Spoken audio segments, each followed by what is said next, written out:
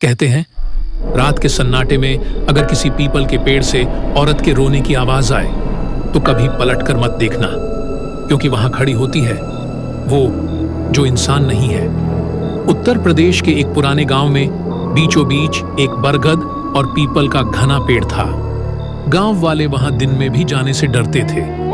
कहते थे उस पेड़ पर एक औरत का साया रहता है जो कभी दुल्हन बनकर दिखाई देती है तो कभी खून से लथपथ औरत की शक्ल में।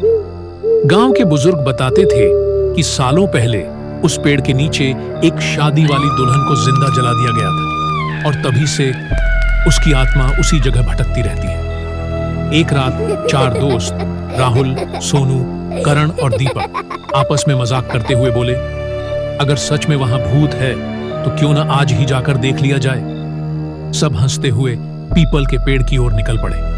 रात 12 बजे जब पूरा गांव सो रहा था, ये चारों दोस्त टॉर्च लेकर उस पेड़ तक पहुंचे। अचानक उनकी टॉर्च बंद हो गई। चारों तरफ सिर्फ काली अंधेरी और सरसराती हवा।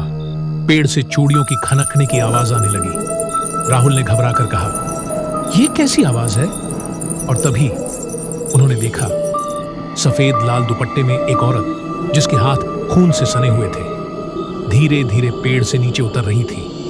उसका चेहरा जल चुका था और आंखें लाल अग्नि जैसी चमक रही थी।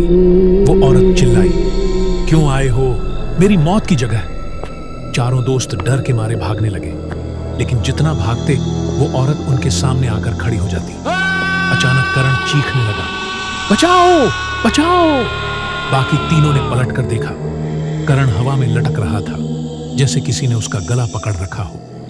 धीरे धीरे उसकी गर्दन टूटने की आवाज आई और वो जमीन पर गिर पड़ा, मरा हुआ। तीनों दोस्त पागलों की तरह भागे, लेकिन पीछे से औरत की हंसी गूंज रही थी। अब अगला कौन होगा? सुबह गांव वालों ने देखा पेड़ के नीचे करण की लाश पड़ी थी और उसके गले में लाल चुनरी कसकर बंधी थी।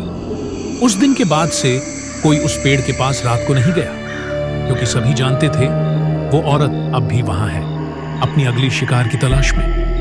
आज भी उस पीपल के पेड़ से आधी रात को चूड़ियों की खनक सुनाई देती है, और अगर हिम्मत हो तो जाकर देख लेना, शायद अगली सुबह तुम्हारी लाश भी उसी पेड़ के नीचे मिले।